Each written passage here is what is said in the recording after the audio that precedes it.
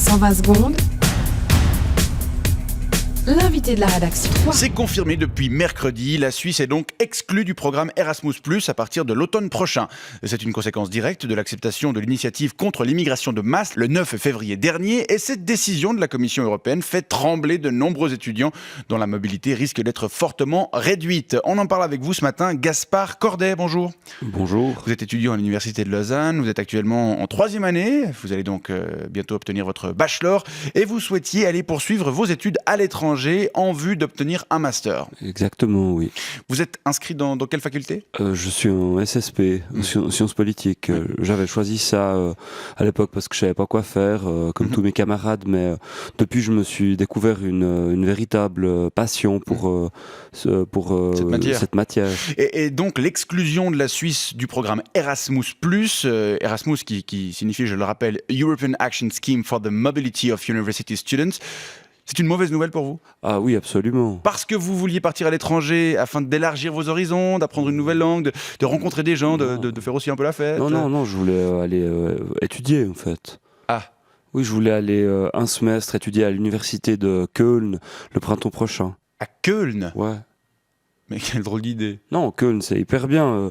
L'université de Köln, elle dispose d'un institut d'études politiques qui est à la pointe en matière de recherche sur l'analyse comparée des théories sociopolitiques, sur la mobilisation et l'action publique dans les pays du Maghreb à la fin du XXe siècle. D'accord, parce que c'est ça votre sujet de prédilection ? Ouais, j'aimerais bien faire mon mémoire de master sur l'influence des phénomènes de type NIMBY lors d'une élection complémentaire à la municipalité de la ville de Fès en 1998.